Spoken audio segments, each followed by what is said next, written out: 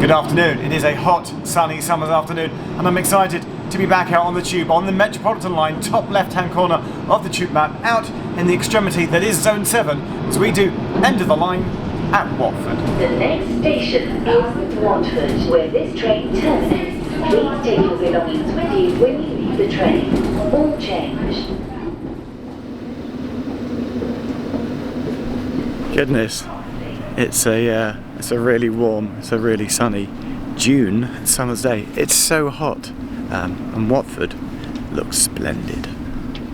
Watford Station is splendid. Built in 1925, it's a Grade 2 listed building with gorgeous brickwork, fabulous old tiles, this magnificent roof, and looks great from the outside too, with its Doric columns and chimneys as well. Located in Zone 7, outside of London, in Hertfordshire, it might have gone further. There were plans for Watford to be extended, but no, this became the terminus. And there are a couple of instant things that I can surprise you with that I absolutely bet that you didn't know about Watford Tube Station. The first amazing fact is this blue door here that you can see from the platforms. Now, there's also one through the closed gates at the top of the stairs that you can peek through, and that is where Watford, wait for it, used to have a lift. Yes, it really did. It was once a step-free station. In fact, here's an old photo that I found showing the lift control buttons that are still in place, but very much not operational.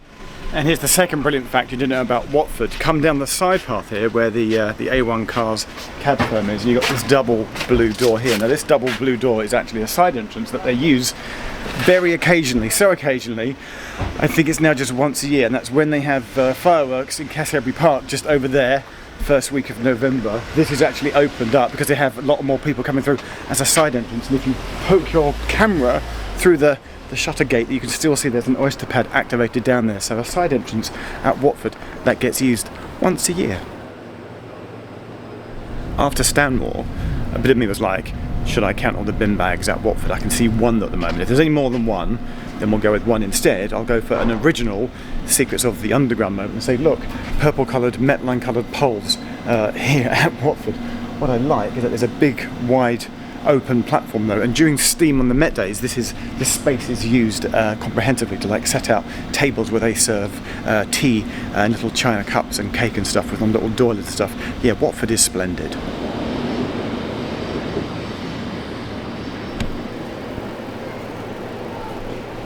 Do you want an outrageously nerdy train fact? Of course you do. Over here, it's an island platform. There's platform 1 there, platform 2 there, but on either side there's an additional siding, or road as they call it in tube terms here. And over here, adjacent to platform 1, you have road 21 where they sometimes park up trains. But this is such a nerdy fact, I love it.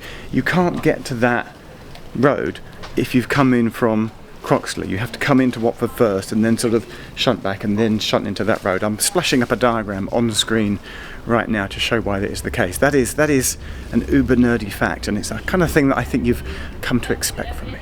And a thing that I'm expecting from you in this series is to be playing along with the end of the line bingo game. You can download the sheet below in the description at any time if you want to play along and tick off the words, and if you're a long time player then you will be thrilled to know that Watford Station does indeed have a car park. Yay! So whilst I go and count the number of car park spaces, just because that's the sort of thing I do, we also need to hear from today's sponsor.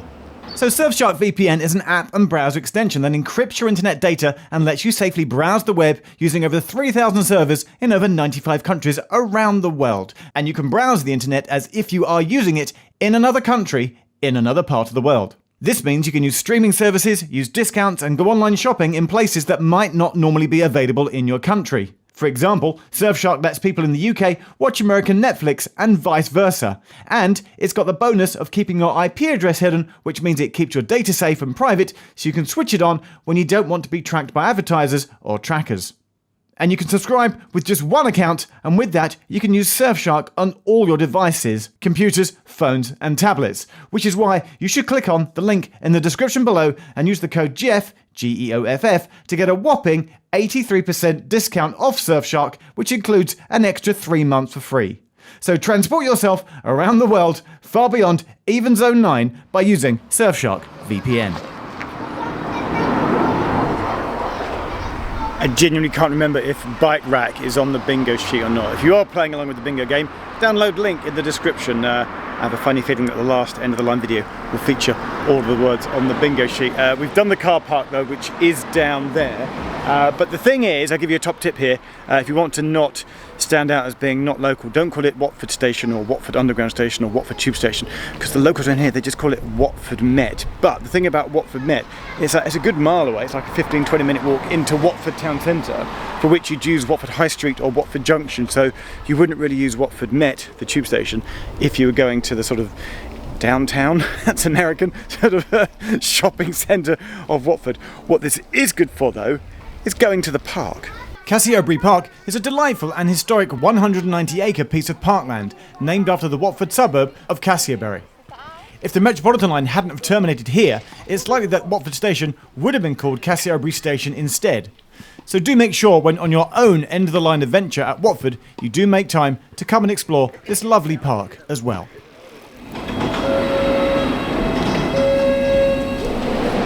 Also, don't forget that Watford, at this end of the Metropolitan line, is one of those places where they have timetables, such a rare thing to see, but you do actually get minutes past the hours and accurate times of when trains are due to leave Watford. I think they do it between here and Amersham, Chesham, down to Moor Park. A timetable. Just time to poke my head into the waiting room and spare a thought that had the Croxley extension gone ahead, Watford Station would have closed and the labyrinth here would have been the first to be numbered after a closed station. And if you want to know more about where the now cancelled Croxley rail link would have run, then watch my Lost Railways of London video that's on screen now. That goes into more detail. Oh, and the labyrinths? Yeah, we'll talk about those in the next episode of End of the Line when we go to a station which doesn't have one. And that is the end of the line at Watford, out here outside of London, out in Zone 7. My thanks today to Surfshark for being today's sponsors for today's video. Coming up in the title card in a minute, there is a playlist of all the other episodes and End of the Line. There are still 2, 3, 4, maybe more to come. Oh, train's moving. Press subscribe. Bye.